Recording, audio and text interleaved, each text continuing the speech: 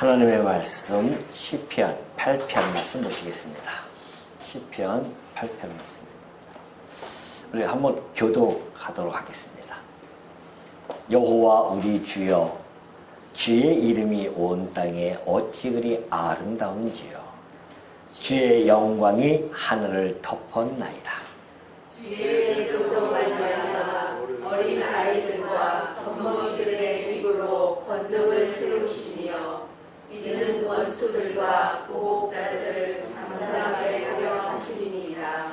주의 손가락으로 만드신 주의 하늘과 주께서 베풀어 두신 달과 별들을 내가 보오니 사람이 무엇이기에 주께서 그를 생각하시며 인자가 무엇이기에 주께서 그를 돌보시나이까. 그를 하나님보다 조금 못하게 하시고 영화와 존귀로 관을 씌우셨나이다. 주의 손으로 만드신 것을 다스리게 하시고 만물을 그의 발 아래 두셨으니 곧 모든 소와 양과 들 짐승이며 공중의 새와 바다의 물고기와 바닷길에 다니는 것이니이다. 여호와 우리 주여, 주의 이름이 온 땅에 어찌 그리 아름다운지요. 아멘. 예, 9절까지 우리 함께 교독을 했습니다. 오늘 우리 이 시편 8편의 제목은요, 주의 이름이 어찌 그리 아름다운지요. 이 말씀 그 자체를 가지고 제목을 삼아서 우리가 한번 살펴보도록 하겠습니다. 오늘 이 시편 8편은요, 단순한 인간 찬가가 아님을 잘 보여주고 있습니다. 정말로 보잘것없는 그러한 우리 인간을 은혜로 기억하시고 마침내 그리스도 안에서 참된 인간성과 또 우주적 통치를 회복하시는 하나님의 영광에 대한 장대한 선언이다. 이것이 이 8절에서 저희들에게 전달하고자 하는 중심 메시지입니다. 이것을 한 줄로 요약하면요, 창조 속에 나타난 하나님의 영광과 그리고 인간에게 맡겨진 통치에 대한 회복을 우리 이 8편을 통하여서 노래해 주고 있음을 알 수가 있습니다. 자, 그렇다고 되면 오늘 한번 구조를 한번 문맥적 위치와 함께 구조를 우리가 한번 좀 살펴보도록 하겠습니다. 우리 그동안 시편 3편부터 계속해서 7편까지 보면은 다윗이 계속해서 그 고난과 그 고난 속에서 탄식을 하는 그러한 시가 구성이 되어 있었죠. 그러나 그 흐름 속에서 이제 시편 8편은 좀 다른 것을 다른 어떤 장르로서 우리들에게 제시해주고 있는데요. 다시 말해서 하나님의 창조와 그리고 영광을 찬양하는 그런 내용으로 전환되어지는 그러한 장면이 8편에 나옵니다. 사실 이 고통 한가운데서 우리가 시선을 다른 데다 둔다고 하는 것은 쉽지가 않습니다. 여러분들도 삶을 뒤돌아보면 아시겠지만은 여러 가지 어려움 그리고 그 현실 속에서는 거기에 우리가 늘 시선을 빼앗길 수밖에 없습니다. 그래서 거기에 함몰되어지죠. 예. 많은 사람들은 거기서 울고 괴로워하고 힘들어하고 뭐 이런 상황 속에서 살아갑니다. 거기서 빠져나오지 못하는 거죠. 그런데 오늘 시편의 흐름 속에서 8편에 보니까 다윗은 그 고통 한가운데의 이 시선을 하나님의 이름 그리고 하나님의 그 영광으로 전환하는 그런 믿음의 시선을 다윗이 지금 8편을 통해서 제시해주고 있다는 겁니다. 그러니까 우리의 시선을 어디로 돌리라고요? 하나님의 그 객관적인 영광, 이거죠. 바로 여기 써 있죠. 하나님의 객관적인 그 영광을 향한 시선의 전환이 필요하다. 현실 맨날 봐봤자 바뀌지 않는다니까요. 힘들어요. 어렵습니다. 이것이 내가 지금 현재 하나님께서 주신 그 현실이기 때문에 어쩔 수 없이 맞닥뜨리는 상황 속에서 살아갈 수밖에 없습니다. 그렇다고 해서 그 현실 속에 우리의 시선이 계속 머물러 있으면 힘들다니까요. 이럴 때에 우리의 시선은 오히려 그 상황 너머에서 섭리가시는 하나님의 그 영광, 곧 이름의 영광을 발견하고 그쪽으로 시선을 돌리게 되어지면은 훨씬 그 현실에 대한 것을 참고 견뎌낼 수 있는 힘을 우리가 공급받을 수 있음을 잘 보여주고 있는 것이죠. 그래서 우리 1절부터 9절, 1절과 9절은요, 소위 이제 수미상관법이라고 해서 포괄적인 구조로 되어져 있어요. 처음과 끝을 감싸는 거죠. 그래서 1절과 9절은 하나님의 이름을 찬양하는 그러한 내용으로 담겨져 있습니다. 하나님의 이름 아주 중요하죠. 하나님의 이름을 찬양합니다. 9절도 역시 마찬가지죠. 여호와 우리 주여 하면서 그 이름을 찬양하는 내용이 담겨져 있습니다. 그리고 이제 2절에 보면은 연약한 자를 통한 권능을 나타내십니다. 연약한 자를 통해서 그 하나님의 권능을 나타내므로 말미암아 그것을 통찰하고 깨닫게 하시는 그러한 내용이 2절에 있고요. 3절과 이 4절은 광대한 창조와 미미한 인간, 다시 말해서 창조의 이 광대함 앞에서 드러나는 인간의 이 미미함, 그리고 그 가운데 하나님이 돌보시는 내용이 바로 이 3절부터 4절에 나타나 있고요. 그리고 마지막 5절, 8절 대리 통치권과 왕적인 영광, 인간에게 부여되어진 그 왕적인 영광과 대리 통치권에 대해서 노래하는 내용이 바로 이 8편의 이런 구조로서 되어져 있습니다. 자, 그동안 되면은 우리 1절을 한번 볼까요? 자, 여호와 우리 주여, 주의 이름이 온 땅에 어찌 그리 아름다운지요, 주의 영광이 하늘을 덮었나이다 그래요. 자, 이 이름이라고 하는 것이 지난번에 제가 말씀드렸듯이 그 사람의 인격 그리고 그 사람의 성품을 반영한다고 했습니다. 우리가 다 이름을 지금 가지고 있잖아요. 그 이름에 부모님들이 이름을 지어줄 때에 이 이름대로 참 살았으면 좋겠다라고 하는 그 바람을 가지고 이름을 짓지 않습니까? 제 이름도 성현 아닙니까? 성현.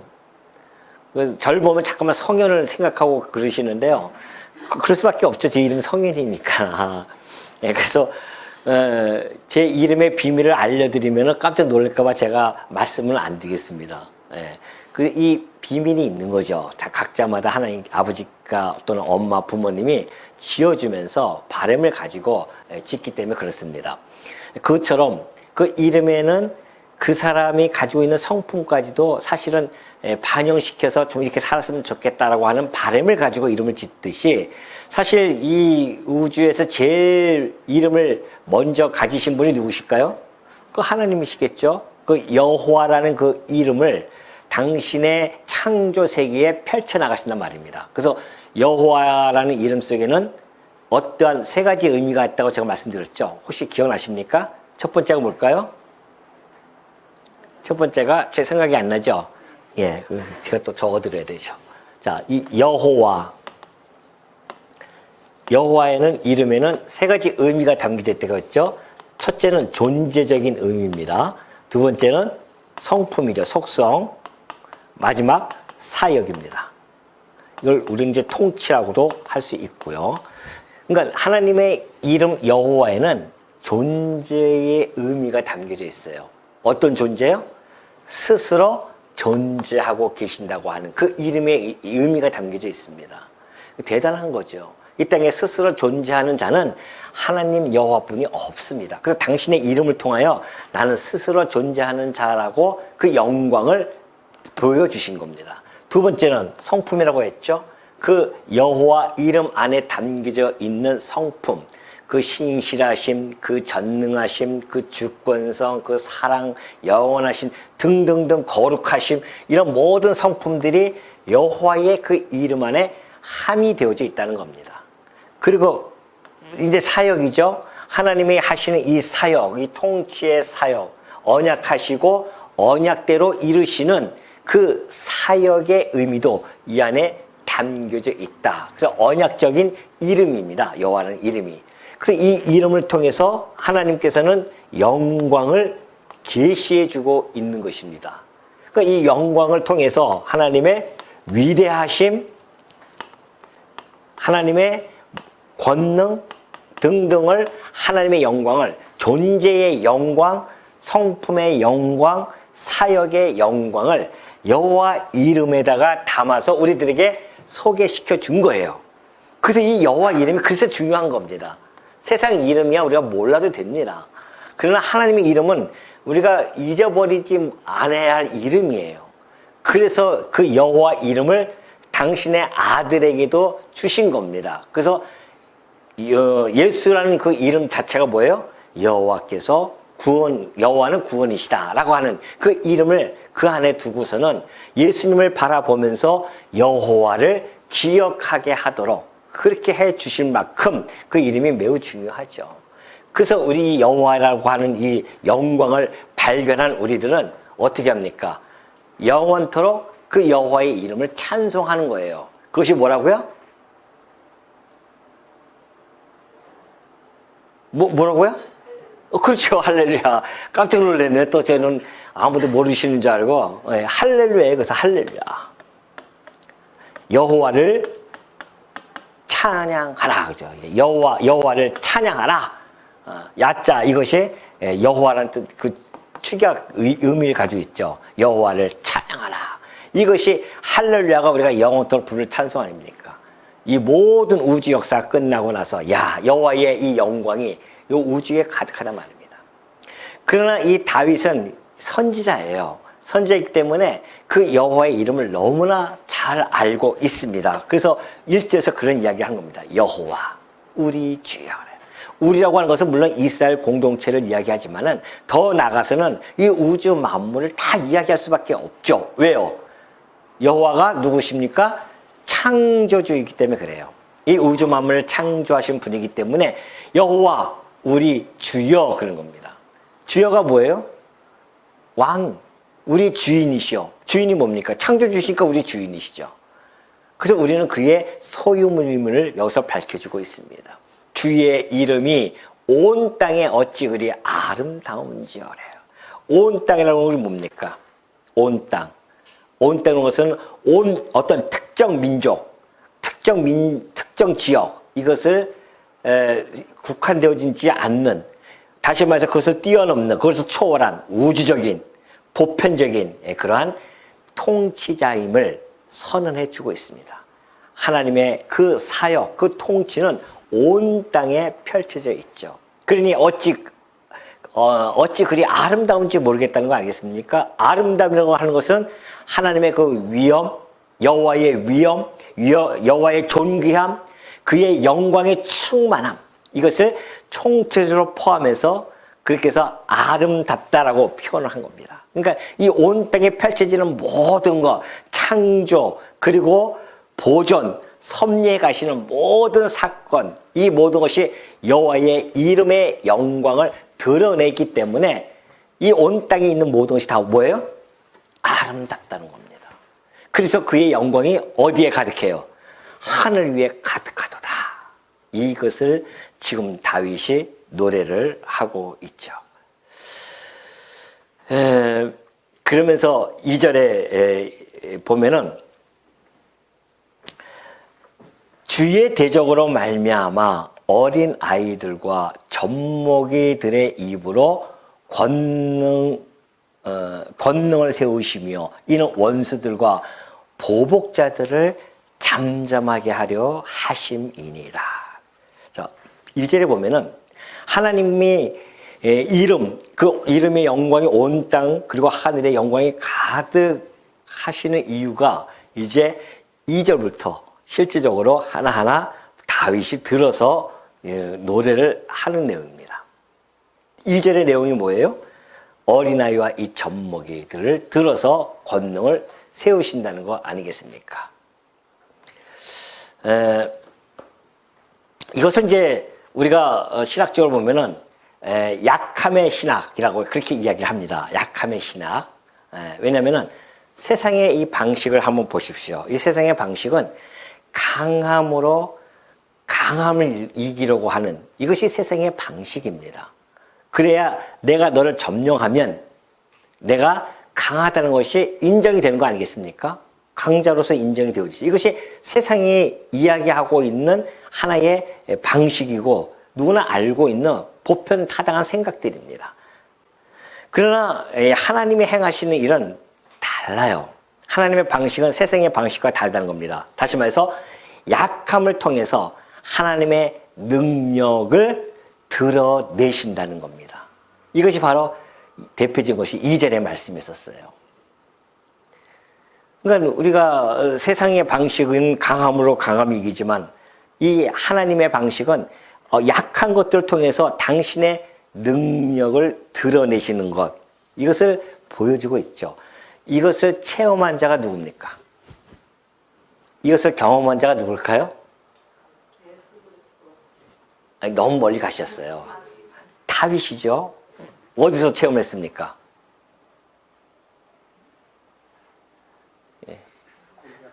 예, 골리앗. 예, 맞습니다. 골리앗. 다들 그냥 골골 이렇게 막 입에서 골골 하는데 그 뒤에가 생각이 안 나시는 것 같아요. 골. 예, 그래서 나 또 골골 하신 줄 알고 그렇게 착각했었는데 골 맞습니다. 골리앗이에요. 다윗이 골리앗 앞에 섰을 때는 어린아이와 같아요. 정말 아무것도 아닌 것처럼 보이잖아요. 아주 미미한 존재입니다. 그런데 그가 다윗이 들고 나온 게 뭐예요? 예? 그렇죠. 여호와의 이름을 들고 나왔어요. 돌매 이것은 그냥 부수적인 것이고 다윗이 그 골리앗의 칼과 단창 앞에 뭘 들고 나오냐 말이죠. 여호와의 이름을 들고 나왔다는 거 아니겠어요? 여호와의 이름. 다윗이 그러니까 너무 잘 알고 있어요. 지금 여호와의 이름에 대한 의미를 너무나 잘 알고 있단 말입니다.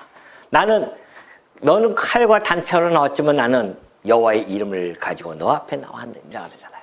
그게 무슨 얘기입니까? 어린아이와 같은 나에게 하나님이 나를 통하여 너를 쓰러뜨림으로 말미암아 하나님의 권능이 나로 인하여 드러날 것이다. 이 이야기거든요. 그걸 잘 경험했던 다윗이 이 2절의 노래를 지은 겁니다. 주의 대적으로 말미암아 어린아이들과 젖먹이의 입으로 권능을 세우셔요. 다윗의 입술을 통하여 하나님의 권능을 세워졌단 말입니다. 여호와의 이름으로 난 너 앞에 나간다 했더니만 진짜 골리앗을 쓰러뜨리지 않습니까? 하나님의 권능이 그 다윗 어린아이와 같은 다윗의 입술을 통하여 세워졌단 말입니다. 이것을 너무나 잘 알았던 이 다윗은 이 노래를 부르면서 그래요. 골리앗을 쓰러뜨리니까 원수들이 어떡합니까? 잠잠하잖아요. 잠잠해. 그리고 나서 이제 3절에 그러면서 그 능력이 하나님께 있음을 너무나 잘 보여주는데 이 2절의 말씀은요. 사실 이 다윗의 어떠한 사실적인 체험 속에서 나왔지만은 그러나 이것이 메시아를 향한 직접적인 시라는 것을 이 2절이 또 증언해주고 있죠. 너무나 잘 보여주고 있습니다. 이것이 그대로 성취가 되어지는데 그것이 언제입니까? 신약 성경에 보면은 마태복음 21장 14절 볼까요? 마태복음 21장 14절 봅시다. 이게 보시면은 자 어떻게 되어 있습니까? 맹인과 예수님이 이제 예루살렘에 입성을 했어요. 근데 거기 안에서 맹인과 저는 자들이 있었습니다. 성전에서 예수께 나오면 고쳐주셔요. 대제사장들과 서기관들이 예수께서 하시는 이상한 일, 어떻게 이런 일을 하지? 그러면서 예수님께 나아가서 무릎 꿇는 것이 아니라 이상하다, 왜 저런 일을 하지? 그러면서 또 한 가지의 의문을 갖습니다. 성전에서 소리를 질러 호산나 다윗의 자손이요 하는 어린이를 보고 노합니다. 그러니까 어쩔 수 없어요. 이들은 대적자들이기 때문에 어쩔 수 없습니다. 어린아이들이 호산나 다윗의 자손이요. 그 입술을 통하여서 지금 그 예수 그리스도의 권능을 세워주고 있단 말입니다. 그들은 인정하지 않았어요. 너희 다윗의 자손이라고 인정하지 아니하는데 아니 그 아무것도 모르는 그 연약한 어린아이들의 입술을 통해서 어떻게 이렇게 다윗의 자손이요 호산나라고 부를 수 있겠냐 말이죠. 그들은 눈앞에 그 다윗의 자손을 봤음에도 불구하고 알지 못하는데 근데 그들의 입을 함그시켜 줄 수밖에 없다는 거 아니겠습니까? 예수님께서 그들에게 하는 말을 듣고 뭐라고 말씀하십니까? 그렇다. 너희 아이와 아기와 젖먹이들의 입에서 나오는 찬미를 온전하게 하셨나이다 함을 너희가 읽어본 일이 없냐, 이 말씀이거든요. 예수님이 직접적으로 이 말씀을 인용하면서 이것이 지금 너희들에게 이루어진 거야 라고 그렇게 이야기하죠. 하나님은 그렇게 하셔 이를 다 그런 겁니다. 하나님은 너희들 대제사장들, 너희들 서기관들 통해서 하시지 않는다는 겁니다. 이것은 예수님이 이제 부활 승천하시고 당신의 약속대로 교회를 세울 때도 동일하게 역사가 이루어집니다. 교회 보십시오. 교회 모습들은 어떻습니까? 바울이 이것을 너무나 잘 표현해주고 있죠. 고린도전서 1장 26절에 보면은 그 교회의 모습이 어떤지를 잘 보여줍니다. 형제들아 너희를 부르심을 보라는 겁니다.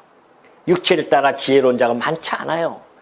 능한 자도 많지 않습니다. 문벌 좋은 자도 많지 아니하도다 그래요. 그러나 하나님께서 세상에 미련한 것들을 택하사 지혜 있는 자들을 부끄럽게 하려 하시고 세상에 약한 것들을 택하사 강한 것들을 부끄럽게 하려 하시며 하나님께서 세상에 천한 것들과 멸시받는 것들과 없는 것들을 택하사 있는 것들을 폐하려 하시나니 이는 아무 육체도 하나님 앞에서 자랑하지 못하게 하려 하십니다. 이것이 하나님이 일하는 뭐예요? 방식입니다. 하나님이 이렇게 일하세요. 교회도 그렇게 해서 세상에서 보면 교회가 약한 존재처럼 보이지만은 그 교회의 능력은요, 그 교회의 커다란 규모에 따라서 나타나지 않는다는 겁니다. 교회가 어떻게 세련됨에 의해서 교회가 능력이 나타나는 것이 아니에요. 교회는 그 약한 자를 통해 일하시는 그 하나님을 신뢰하는 그 믿음 속에서 교회의 능력이 어떻게 해요? 나타난다는 겁니다. 이것이 바로 약함의 신학입니다. 이 약함의 신학을 우리가 수용하는 것이죠. 약하다고 하는 것은 결코 수치가 아니라는 겁니다. 이것은 하나님의 영광이 드러날 무대라는 겁니다. 이것이 바로. 자, 그래서 다시 돌아갑니다. 그래서 우리가 이 통찰해 보면은 아까 제가 얘기했듯이 약함은 뭐 아니다? 수치가 결코 아닙니다. 우리가 약할 때에 하나님의 영광이 드러나요. 그 바울도 내가 약할 때에 하나님께서 강하게 역사하신다는 거 알겠습니까? 그러니까 여러분이 약하다고 수치롭게 생각하면 안 돼요. 야, 내가 약할 때, 내가 연약할 때에, 정말 힘이 없을 때에 나를 통해서 하나님이 역사함으로 말미암아 누구의 영광이 드러납니까? 하나님의 영광이 드러나는 겁니다. 내가 잘났을 때에 해보십시오. 누구 영광이 드러나요? 내 영광이 드러난다니까요. 교회에 그런 사람 많습니다. 자기가 좀 능력이 있다고 해서 막 그냥 교회당을 질 때도 막 그냥 팡팡 쓰고 막 하면은 그다음부터는 뭐예요? 그 교회당 앞에다가 이름을 짓고 싶은 거예요. 자기 이름을 넣고 싶고. 아이고 이분이 이 교회당 돈 내가 해가지고 쾌척해가지고 저는 이 교회당을 지신 분이에요. 그러면 괜찮아요, 괜찮아 하면서도 뭔가 뿌듯하고 막 이런 마음이 든단 말입니다. 하나님이 맡겨주신 거 가지고서는 한 것인 건데도 불구하고 우리는 그런 생각을 가질 수밖에 없는 연약한 존재입니다. 하나님이 그렇게 해서 그렇게 사용을 하실 때는 위험한 거예요. 그거는 오히려 약한 우리들이 조금씩 연보해서 함께 힘을 땀을 흘리면서 교회당을 졌을 때에 그때 우리 주님의 능력이 그 안에서 드러나듯이 그런 겁니다. 모든 일들이 하나의 예죠. 그거는 여러분이 지금 난 너무 약해 있어, 난 지금 아무것도 가진 것도 없고 힘들어, 그때 하나님의 영광이 드러난다니까요. 야, 하나님이 당신의 영광을 펼칠 이 무대가 드디어 조성이 되어졌구나, 이렇게 받아들여야 되지 한탄하면서 그러면 되겠어요? 안 되죠. 이 말씀이에요. 지금 이 2절의 말씀이 오늘 우리들에게 주어지는 것이 매우 크죠.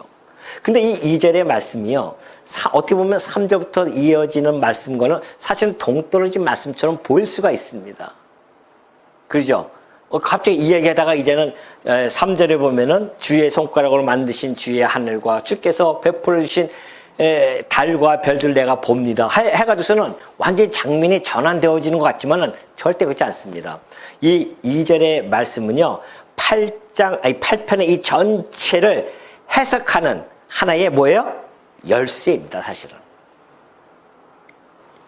왜 그런가를 이제 3절부터 4절까지 보면은 알 수가 있습니다. 자, 3절 보면 그래요.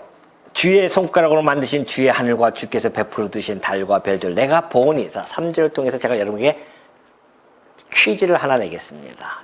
퀴즈? 질문을 하나 할게요. 다윗이 이 노래를, 이 시편을 지으면서 낮에 지었을까요? 밤에 지었을까요? 목동 시절에 지지 않았을까? 목동 때 아니, 내가 좀 시기를 얘기한 것이 아니라 낮이에요? 밤이에요?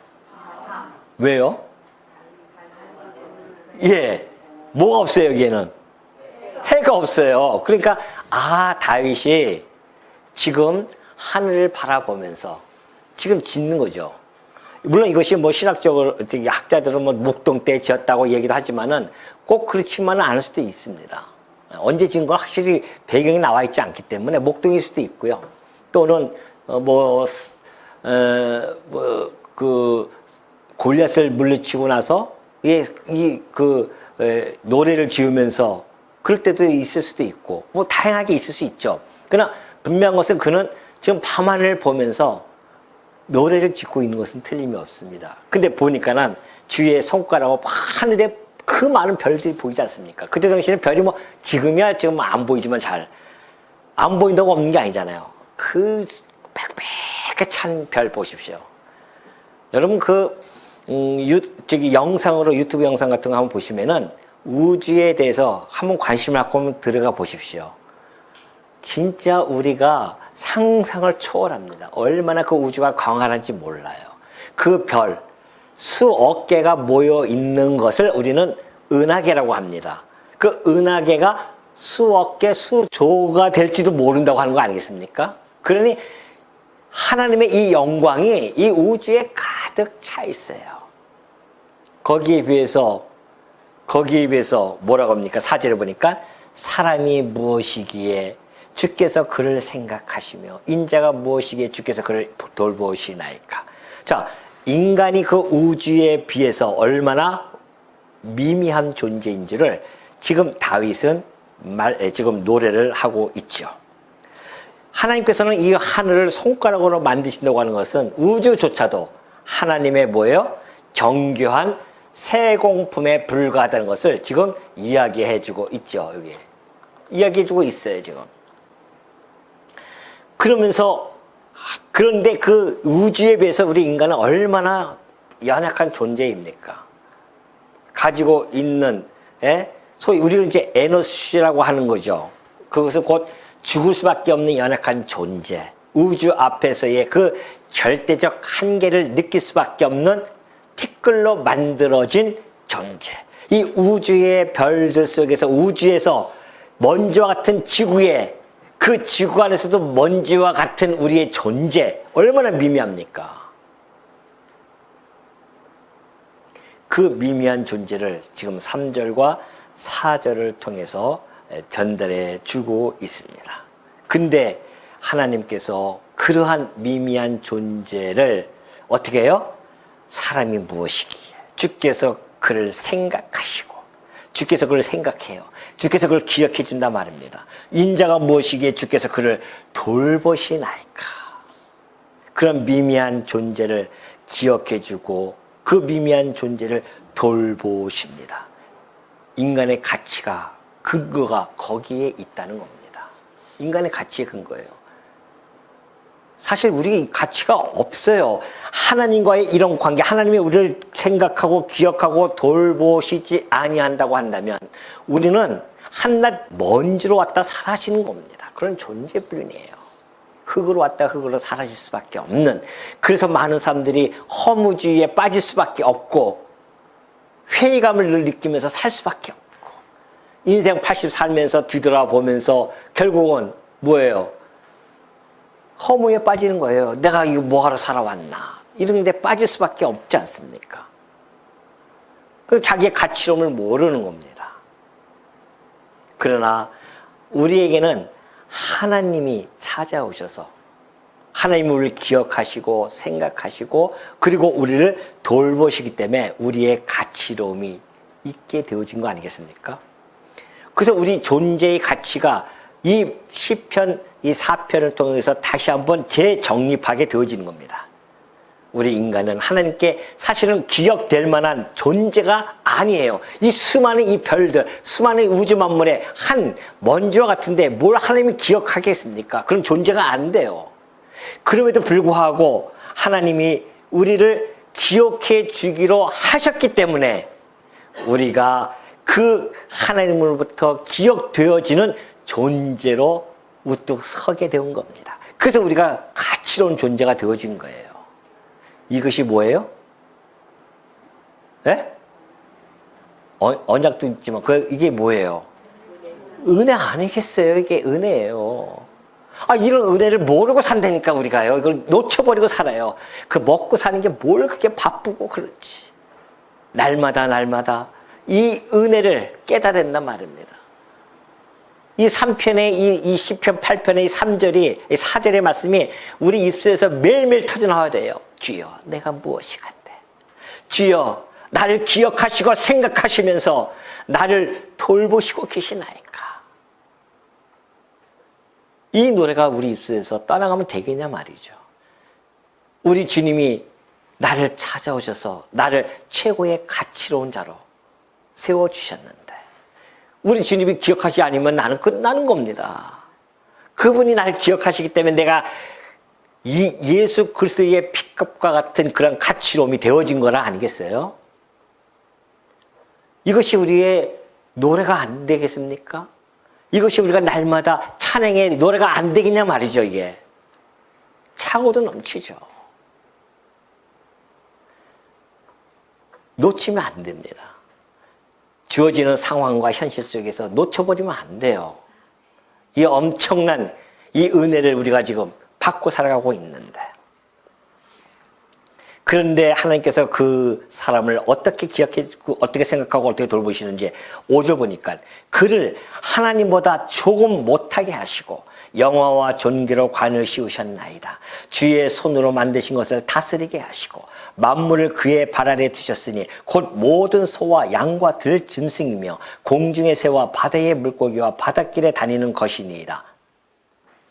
그래요? 자, 5절과 8절은 그러한 미미한 존재들에게 뭘 해주신다고요? 뭘 주셔요? 하나님보다 조금 못하게 하셨어요. 여기서는 하나님이라고 나와 있지만은 그 뒤에 밑에 각 줄 보면은 뭐예요? 또는 천사로 되어져 있습니다. 히브리서 기자는 이것을 천사라고 그렇게 기록을 하죠. 그러니까 이거 천사가 아마 맞을 거예요. 이 천사보다 조금 못하게 됐습니다.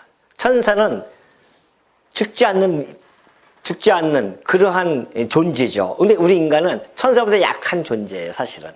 아담을 지을 때에 천사보다 좀 못한 존재로 지으신 것만은 틀림이 없죠.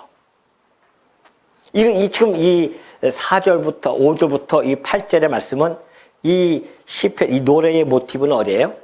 창세기 1장 26절과 27, 28절의 말씀입니다. 하나님께서 아담에게 주어졌던 통치에 대한 언약에 대한 내용이죠. 이것을 지금 시편을 그런 내용을 지금 시적으로 재현해 주고 있습니다. 자, 아까 얘기했듯이 그렇게 미미한 존재, 이 우주 만물에 비해서는 아주 미미한 존재임에도 불구하고 하나님께서는 뭘 어떻게 해요? 영화와 존귀로 관을 씌우셨다는 거 아니겠습니까? 우리 인간이 가지고 있는 영광은 우리 인간 본질에 가지고 있는 그런 자립적인 영광이 결코 아님을 밝혀주고 있습니다. 이것은 하나님이 수여하신 위임된 그런 영광임을 지금 밝혀주고 있죠. 대리 통치자로서의 이 소명입니다. 창세기에서 아담에게 주셨던 그 언약은 대리 통치자예요. 그렇기 때문에 이 원래 성경적인 이 통치라고 하는 것은 어떤 약탈적인 그런 지배가, 폭력적인 그러한 지배가 아닙니다. 하나님의 선하심을 반영하는 그러한 청지기적인 통치가 바로 하나님이 약속한 통치였었어요. 그러니 보십시오. 2절에서 아까 살펴보았듯이 2절은 뭐예요? 약자를 통해서 일하시는 하나님의 방식을 이야기해 줬습니다. 3절과 4절에서는 뭐라고 이야기합니까? 인간은 매우 작은 존재임을 이야기해 주고 있죠. 그리고 5절과 8절에서는 그런데 그 인간에게 뭘 줘요? 통치를 맡기십니다. 이것이 하나님의 방식입니다. 쫙 흐름이 연결이 되어지는 말씀이에요. 아, 하나님은 약자를 통해 일하시는데 인간은 매우 약한 존재야. 그런데 그 인간에게 하나님께서 영광과 존귀를 씌워서 통치를 수여해 주셨구나. 그걸 통해서 하나님의 영광이 드러나시는구나. 이 내용을 지금 흐름 속에서 노래를 하고 있는데요. 근데 이 내용이 뭐예요? 이것이 사실은 십자가의 원리를 예표해 주고 있다는 것을 잘 말해주고 있습니다. 먼저 우리가 살펴볼 내용, 이것은 신학적인 내용, 의미를 좀, 이 시편 8편도요, 우리들에게 신학적 의미를 전달해 주고 있습니다. 그 첫 번째가 뭐냐면은, 하나님의 초월성, 그리고 내재성이 이 노래 속에 잘 담겨져 있죠. 하나님의 영광이 하늘 위에 가득히 덮습니다. 하나님은 초월적인 그런 모습을 보여주고 있죠. 그러나 여전히 인간을 기억하시고 돌보시는 그런 내재적인 하나님을 우리들에게 잘 전달해 주고 있는 내용이기도 합니다. 뿐만이 아닙니다. 인간의 모습을 잘 밝혀주고 있죠. 인간은 티끌과 같은 그런 존재, 그래서 한계, 절대적인 한계를 가질 수밖에 없는 존재입니다. 그럼에도 불구하고 하나님이 영광과 존귀로 관을 씌우심으로 말미암아 뭐가 돼요? 하나님의 형상을 심어주고, 그래서 인간이 얼마나 존귀한 인간이 되어졌는지, 존재가 되어졌는지, 모든 만물보다도 가장 존귀한 존재로서 있게 되어졌다는 것. 이것이 오늘 이 시편 8편에서 인간의 존귀성과 인간의 한계성의 균형 감각을 갖게 해주고 있습니다. 그러니 우리가 인간의 티끌과 같은 한계성에서 무가치한 존재야, 이럴 필요가 전혀 없죠. 그렇다고 해서 우리가 하나님의 형상을 해가지고서는 우리가 영광을 받은 자이기 때문에 뭐 우상화처럼 되어질 필요도 없습니다. 이 모든 것들이 다 어디로부터 왔다? 하나님으로부터 왔다는 사실을 알게 되어지면 우리가 교만을 떨 수도 없고, 그렇다고 우리가 너무나 정말 절망적인 그러한 인간의 그런 한탄할 필요도 없고요. 이런 것들을 우리가 보여주고, 뿐만이 아닙니다. 지금 여기서 보여준 것은 하나님이 생각하고 돌보신다고 하는 그 은혜론도 이 안에서 잘 보여주고 있죠. 자, 그렇다고 한다면은 오늘 이 내용, 이 시편 8편에서 우리가 얻고자 하는 것은 분명한 것이 하나 있습니다. 그것은 하나님의 언약 성취사적 관점에서 봤을 때에 예수 그리스도에 대한 직접적인 메시에 대한 시임이 너무도 분명하게 드러나 주고 있습니다. 단순하게 한 인간, 그러니까 다윗이 지금 창세기의 아담의 시적인 그런 것을 재현하지만은 그냥 거기서 멈추는 것이 아니에요. 지금 어딜 바라보고 있어요? 메시아를 바라보면서 이 노래를 부르고 있다는 거 아니겠습니까? 그래서 아까 얘기했듯이 그런 이 구조 속에서 왜 하나님의 일하는 방식, 약자를 통해 일하시고 인간은 그 작은 존재이고 그 작은 존재에게 하나님께서 통치를 맡기신다고 하는 이 구조는 곧 십자가를 예표하고 있습니다. 어떻게 해요? 예수님이 이 땅에 성육신하고 오십니다. 그래서 십자가를 지셔요. 가장 정말 뭐예요? 가장 낮아짐의 모습을 보여주고 계신단 말입니다. 그리고 십자가에서 죽으셔요. 이것처럼 약한 모습이 어디 있겠습니까? 하나님께서 그 약한 몸으로 이 땅에 오셔서 죽으신단 말입니다. 그런데 놀랍게도 우리 주님이 부활하심으로 말미암아 정말 영광과 이 존귀의 관을 쓰시고 만물을 통치하고 계시지 않습니까? 이것이 이제 이 정말 구속사적인 이 라인으로서 이 흐름을 지금 우리들에게 잘 보여주고 있어요. 아까 얘기했듯이 첫 번째 뭐예요? 창조입니다. 하나님께서 창조하시고 그 대리적인 통치를 부여해 줬어요. 근데 인간이 어떻게 합니까? 타락을 합니다. 타락을 함으로 말미암아 영광이 상실되어지죠. 그리고 하나님께서 주었던 통치권도 역시 상실되어집니다. 그러나 오늘 이 다윗의 시처럼 하나님께서는 예수 그리스도를 이 땅에 보내셔서 성취해 가십니다. 이 시편의 노래를 성취해 가시는데요. 히브리서 2장 6절에 보니까 너무나 잘 나타났어요. 바로 이 말씀을 인용합니다. 그러나 누구인가가 어디에서 증언하여 이르되, 지금은 이렇게 8장 9편 이렇게 나눠져 있지만은 그때는 이게 없었어요. 그러니까는 누구인가가 어디에서 증언해요. 시편을 지금 이야기하는 겁니다. 사람이 무엇이기에 주께서 그를 생각하시면, 지금 이 말씀이죠. 인자가 무엇이기에 주께서 그를 돌보시나이까. 그를 잠시 동안 천사보다 못하게 하시며 영광과 존귀로 관을 씌우시며 만물을 그 발 아래에 복종하게 하셨느니라 하였으니, 시편의 8편의 말씀처럼 그렇게 하였으니 만물로 그에게 복종하게 하셨으니 복종하지 않은 것이 하나도 없어야 하겠으나. 자, 여기서 히브리서 기자는 예수님을 이 시편의 주체로 이야기해 주고 있습니다. 지금 예수님이 천사보다 못해서 이 땅에 잠시 못해가지고 이 땅에 오셨잖아요. 인간의 몸을 입고 성육신 하셨단 말입니다. 그리고 그분이 죽으셨어요. 십자가에서 연약한 가운데 죽으시고 재고나 낮아짐 속에서 십자가에서 죽으셨단 말입니다. 그런데 그분이 부활을 하셨어요. 그것이 뭐예요? 영광과 존귀로 관을 씌우실 것. 이미 다윗을 통하여서 예언되어진 시였었습니다. 예수님께서는 영광과 존귀로 관을 씌우십니다. 그리고 만물을 그 발 아래 복종하게 하셨어요. 이미 모든 만물, 첫 아담이 실패했던 그 통치권을 우리 주님 둘째 아들이 그리스도께서 어떻게 해요? 회복해 주셨단 말이야. 완벽하게. 그러나 문제는 지금 그러잖아요. 지금 우리가 만물이 아직 그에게 복종하고 있는 것을 보지를 못해요.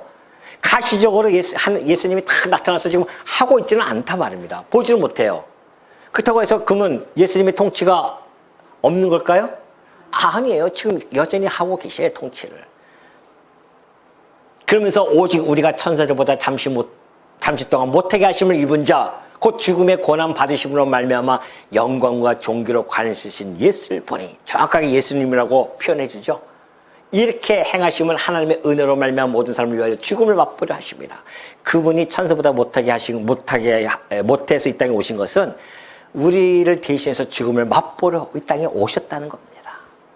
그분이 지금 만물을 이 땅에 오셔서 죽으시고 부활하심으로 말미암아 통치, 창세기 1장에 했던 그 약속에 예수 그리스도를 통하여 완벽하게 어떻게 해요? 성취가 되어졌다. 이것이 바로 성취예요. 이게 성취예요. 참 인간이자 둘째 아담, 이게 참 인간이자 둘째 아담이신 예수 그리스도의 성육신과 부활, 영광과 통치의 근원적 회복이 이루어졌습니다. 그럼 끝난 것일까요? 아까 얘기했잖아요. 히브리서 기자가 아직 눈에 보이지는 않아요. 이거 지금 언제 완성이 되어질까요? 완성. 마지막 원수인 죽음까지 멸망이 시키고 만물이 그리스도의 발 아래 완전히 복종되어질 때가 있습니다. 그때가 완성이에요. 그게 언제입니까? 고린도전서 15장 25절의 말씀입니다. 그가 모든 원수를 그 발 아래에 둘 때까지 반드시 왕노릇 하신다는 겁니다. 모든 원수가 아직은 역사적인 종말이 끝나지 않았기 때문에 그때까지 우리 주님은 이미 왕노릇하고 계셔요. 그 원수를 발 아래에 둘 때까지 왕노릇하고 계신다니까요. 우리 주님은. 그래서 우리가 그분을 만왕의 왕으로 섬기는 거 아니겠습니까? 맨 나중에 멸망받을 원수는 누구예요? 사망까지도 완전히 다 멸망을 받습니다. 자, 만물을 그의 발 아래에 두셨다 하셨으니 만물을 아래에 둔다 말씀하실 때 만물을 그의 아래에 두시니까 그 중에 들지 아니하는 것이 분명하다. 우리 주님은 만물 안에 들어가 있는 자가 아닙니다. 왜? 그는 성자 하나님이시기 때문에. 그래서 만물을 그에게 복종하게 하실 때에는 그 아들 자신도 그때의 만물을 자기에게 복종하게 하신 이에게, 곧 성부 하나님에게 어떻게 해요? 복종하게 되리니 이는 하나님의 만유의 주로서 만유 안에 계시려 하심이라. 이때 완성이 되어집니다. 그러니까 오늘 이 시편 8편은 이미 성취가 되어졌고 언제 완성되어진다? 역사적인 종말 때 완벽하게 이루어집니다. 오늘 여러분들 왕노하고 싶으십니까? 우리도 왕노하고 싶잖아요. 이미 우리도 사실은 왕노하기 시작했습니다. 그러나 아직 가시적으로 눈에 보이지는 않아요. 그러나 완성되어질 때 우리는 그리스도와 한 몸이기 때문에, 지체가 되어졌기 때문에 어떻게 됩니까? 우리가 함께 왕노한다니까요. 이거 디모데후서 2장 11절 이 말씀이에요. 이게 미쁘다 이 말이요, 우리가 주와 함께 죽었으면 또한 함께 살 것이요, 참으면 이 땅에 살아가면서 우리가 힘들지만은 어렵지만은 참아. 왜 참을까요? 참으면 또한 뭐가 돼요? 함께 왕노릇 할 것이란 말입니다. 그런데 우리가 주를 부인하면 주도 우리를 부인하신다는 거 아니겠습니까? 그러니 아무리 어렵다 할지라도 주를 부인할 것이 아니라 어떻게 해요? 주와 함께 내가 죽었으니 주와 함께 살 것이요, 뿐만이 아니라 그와 함께 왕노릇 할 것이야. 이 믿음과 소망을 가지고 오늘도 오늘도 이 저녁까지 우리가 버티고 살아난 거 아니냐 말이죠. 믿습니까? 이 땅에서 왕노릇 할 생각하지 마시고요. 우리는 이미 왕노릇이 어떻게 보장되어져 있는 자들입니다. 왜? 우리 주님께서 이미 왕노릇하고 있기 때문에 지체되어진 우리도 함께 왕노릇한다니까요. 어떻게든지 그냥 이 땅에서 한번 왕노릇 해보고 싶어서는. 그러니 오늘 이 시편 8편이 주어지는 이 의미가 얼마나 크고 원대한지 모릅니다. 그러니 9절에서 다윗이 마지막으로 여호와 우리 주여, 주의 이름이 온 땅에 어찌 그리 아름다운지요, 이걸 어떻게 마무리 짓지 않을 수가 있겠습니까?